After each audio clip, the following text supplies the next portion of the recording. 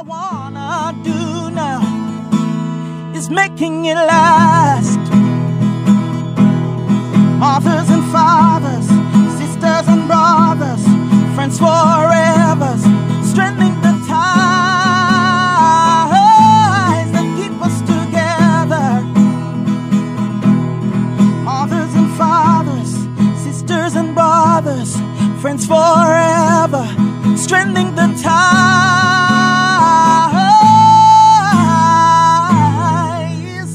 that keep us together.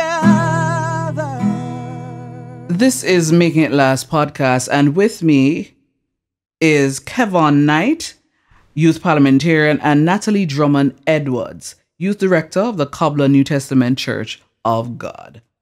How can improved communication bridge the generation gap and improve our relationship with youths? Let's continue the conversation. We've said several things. We started out talking about the whole idea that sometimes young people are just misunderstood.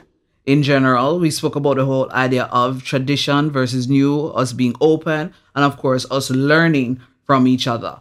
Our question is, how can improved communication bridge the generation gap and improve our relationship with youths?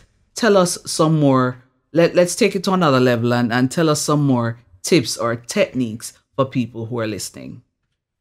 Okay, then. All right. So let me look into parenting. Right. So parents, I think it's the job of the parent to develop a relationship with their children. So if I am a mother and I have my son, I should have that relationship with my son in a way that he would be able to feel comfortable to say just about anything to me, right? Instead of maybe closing in and keeping things to himself. I concur. No, if you have that relationship, then it would be easy now for the child to openly discuss anything. And whenever something happens to the child, then there would be no fear, because there are times when children fear speaking to their parents, and the whole reason for that is because they fear what the parent will say. They might say they did something wrong, they got into trouble. They don't know how to come about and say this, because first thing they think is that the parent is going to judge them or say, why did you do that? Why? You understand what I'm saying? Instead of sitting down and really understand, yes, we know that you did something wrong. Mm-hmm. Yes, but where do we go from here? Mm-hmm. How can we correct this? And all of that. Yes, I mean, sympathize. The child did something wrong. Mm-hmm. I understand. And I'm not saying that because the child did something wrong, you're going to praise the child for doing something wrong. But we're humans. And as adults, we do make mistakes just the same way. Indeed. And we ought to understand sometimes that we were once a child and we also made mistakes. Mm-hmm. And I think sometimes parents behave as if they are perfect and they expect the child to be perfect. It's as if you don't, you leave no room for the child to make any mistake or anything. You're saying that, oh, you don't expect the child to do anything wrong. That is not humanly possible. So if you let the child understand that, yes, you will make mistake, but after making the mistake, what do you do? If I allow you to look back at your mistake and learn from your mistake, then fine, then it will be easier for you to communicate with me. But if you don't do that, then there is a problem. So I'd say, yes, parents need to, they need to communicate more, and they need to develop a relationship. So I think good relationship in the home with your children is very important. Okay. Kevaughn? I also believe what Natalie said is very true, but I want to add to that point with saying that correction in Jamaica can easily result in nagging and judging. And because nagging and judging is something that young people really don't like, what happens is a lot of time young people tend to just close off and go into their rooms and become very quiet and just not talk. So I know people who they will live in the same household with a parent and they will be in there for the entire day and they don't converse. And because of that, the parents basically are uninvolved in the youth's life. And if you're uninvolved, the child could be doing a myriad of things that you have no idea about. So because of that, we need to have a level of communication. Also, we need to eradicate the whole idea of tough love. There's no such thing as tough love. Love is love. And with that said, we need to love our children and love our youth. And we need to be open to them and be very responsive to them. If you see that your child is not talking today, if you see that your child has had a bad day, go and ask, be involved. What we need from parents is for parents to listen. Sometimes all we really want is for you to be silent enough to know that we can talk. And once they're able to talk, we will tell you way more things than you will actually even expect us to. True. So things like that is what we really want out of communication amongst youth and adults. Right. And, I must add to that, Kevaughn. If parents listen to the little things that children have to say, then, when it comes to the big thing, there won't be a problem with them. There will be no problem whatsoever, because if when they're saying the little things to you, you think it's nonsense or they talk too much, never tell a child that they talk too much. You understand? Yes, they're talking, and yes, you can't manage all that talking, but listen. Sometimes you don't even have to say a word. Like he said before, just listen to what they're saying. And once you listen to what they're saying, then they will understand that, yes, I can come to mommy or I can come to daddy and I can say just about anything. So when the big thing happen, not a problem. I love how you're saying that parents must develop a relationship. But I know somebody might be listening and saying, I'm a parent, and especially of a teenager, and I don't want to be the teenager's friend. I want to be their parent. What then is your response to that? There is a guideline basically for parenting. As a parent, there is no problem with being a child's friend to an extent. Okay. What we need, along with as with regular conversation with an adult, is guidelines. Once there is guidelines, and once there is a certain level of respect and rules and regulations set between as precedents, then a child will know that, all right, though this parent is okay with me expressing certain sentiments, I cannot step over a boundary and be disrespectful, and I need to honor my parents in that regard. So once there is a certain level of expectations set, and the child knows that, all right, this is what my parent requires of me, then you won't have a problem. But the problem is whereas we have expectations, but they are not expressed. And because they are not expressed, whenever they are breached, we get very, very, very aggressive, and we say, oh, you know that you're not supposed to do this, but nobody really told me that I'm not supposed to do this. Right. You're saying that in terms of a parent-child, do you think that would then transcend to other relationships? Teacher, student, youth leader at church. Do you think what you just said would transcend to all relationships? Yes. Once there is a level of transparency and people are able to express what I expect of you and what you should expect of me, once there is a level of expression across the board, it will work and conversation will flow, and we'll have a better society at large, actually. Yes, I mean, as a youth leader myself, I can agree with what Kevaughn is saying, because I honestly believe that I have a relationship with the young persons in my church and my community. I don't think they tell me everything, right?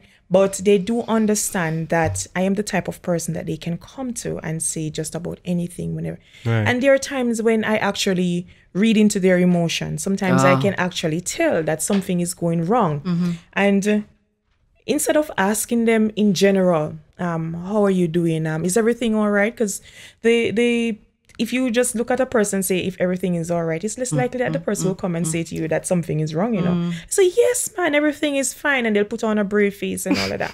What I normally do is I take them aside and I say, well, I've noticed so-and-so and this is happening. All is well? And that's when they will come out and say, okay, so and so and so. And then we sit down and say, okay, let's talk about it. And we sit down and we talk about it. Probably if I can find a solution to the problem, then I make suggestions. If not, and it's something that I cannot handle, then I will guide you. I will send you in the direction of where to get help and so forth. And then I will check up on you after that. I don't just leave it there. Okay. I'll check up after and make sure that you're making progress and all of that. Yeah. If for all of what we said, in some people's mind, they're like, yeah, they can always talk. On a practical level, what is the one thing you'd want somebody to get from all that's been said? I'm from two perspectives. That is, as a young person and then as older persons, what then do you think from each perspective needs to be done to make sure that this gap that inadvertently sometimes continues to widen, we actually reduce it and just eliminate the gap totally. I believe a level of transparency and vulnerability amongst both parties would work. Why? Because once you're open to each other's thoughts and emotions, and we're emotionally intelligent enough to pick up on each other's responses, we'll be able to understand each other and cohabitate well. So once we're able to identify factors that may be affecting each other, once we're able to express same, we won't have a problem with communication, because we're basically communicating non-verbally and verbally, right? Because if we all exist amongst each other in society, and once I see my friend are going through a hard time, I'm able to pick it up without them even speaking. Their very aura, their very presence will tell me that, because we have shared a level of vulnerability, a level of transparency with each other. What happens is, because a lot of persons don't necessarily share their personal details with other people, we hardly get the opportunity to know based on their very approach to us. But once we're able to communicate and give that level of trust and that level of accountability with each other, then we'll allow communication to flow and people will be able to express themselves. Kevaughn, you want me to tell my business to people? Then, as they would say in common Jamaican vernacular, for them to come take it tell me? No. This is why you tell people that you trust and people that you know that will manage themselves to accept your information and that are mature enough to not take it and tell you back, basically. Definitely. Okay. Yes. So for me, I think listen more. As Kevaughn said earlier, listen more, listen twice as much as you do speak. Right? So once you listen, right, you listen first and then you act after, right? And you think carefully before you speak. Now, for the older generation, listen to what the younger ones have to say, right? And with no form of biasness towards them whenever you speak or whenever you're going to give advice or something. And the younger persons do the same. If you listen to what the older persons has to say, then both of you can come to an agreement and you said, okay, then I heard you. I understand what you're saying. This is what I would like. Express your feelings. This is what I would like to happen. This is what I expect. You do the same. The other generation, they do the same. And as well as for the older persons, be open to change, right? I'm not asking that you change everything, right? Yes, we know you're the traditionalist and you would like to hold on to some of that tradition. Yes, you can hold on to it, but at the same time, you can still enjoy a little bit of what the younger persons are doing. Younger persons, join in. You understand? While you are there speaking and you're there interacting with the older person, learn a little bit more about them. Learn a little bit more about tradition. Learn a bit more about their culture, right? Share your culture with them. You know, both of you both share. So I share my culture with you. You share you share your culture with me. Yes, and we come to some agreement. Yes, there's not everything that you do that I'm gonna like, but at the same time, we have a certain level of respect for each other. We respect each other's culture. Right? And we respect each other's space. Okay. As we're winding down, and for what you just said, who then you think will be able to lead this charge in terms of all of this? Openness, us listening more? And where do you think this change should come? Okay. Or where it should come from? Well, I think first and foremost, I think in the home. Okay. Definitely in the home. That's the beginning of all communication. Once a child starts to utter that first sound, mama, papa, it's in the home, right? And everyone that is around that child. So the mother, the father, the aunties, the uncles, everyone, the family. So yes, it should happen in the home, in the family, at school, in the community, at church, all these places. So if we are all doing the same thing, then we can live in harmony. Right? Then there wouldn't be so much of a generation gap. There wouldn't be so much, the word ageism would not even exist anymore. we'd have to eradicate that, definitely. And for somebody who's listening and don't know what that means, what is that? Like we said before, when we talk about the generation gap. Okay. So I am young and I have my perception about you, the older one. I am old. I have my perception about you. So I'm saying this about you. Oh, all these young people say this and they that. The younger ones are saying, these old people, why don't they get out of the system? Why don't they do this? And why don't they do that? Yes, that is what we're talking about when we talk about ageism. Okay. With the Because if you're about to say I concur, I was going to say no, you cannot concur. So yes. with the entire concept of the home being the primary agent of socialization, I believe that we need to have more parenting seminars, because the truth of the matter is a lot of parents don't know how to parent, and a lot of parents weren't parented themselves, and because of that, we have a lot of hybrid parenting, whereas people just grow their child based on how they believe, their perception of parenting, and hence we have crime and violence, hence we have other social issues, and it all stems back from a household issue. So once we have the entire idea of parenting figured out and we understand the concepts of good and bad parenting, we will have a level of discipline, we'll have a level of understanding amongst youth and amongst adults, whereby once parenting is well established in a household, you will have communication, you will have a level of respect, you will have a level of accountability amongst both parts. Because if mommy and daddy says, yay, and I'm the child, I must understand that I'm living under their roof. That's right. That's right. And I must submit to their authority once whatever they're telling me is actually right. Right. And the Bible speaks of that too. Leviticus tells you that you should honor your elders. So definitely, I agree with that. Thank you so much, Natalie and Kevaughn. We've heard a lot, but if you got nothing else, I'm hoping that we will allow ourselves to be more open to each other. And in being more open, you definitely have to listen to each other more. This has been Making It Last podcast. I'm your host, Noreen Daly.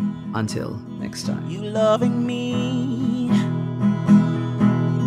I loving you. Mothers and fathers, husbands and wives, sisters and brothers, friends for life, won't live in the past. All I wanna do now is making it last.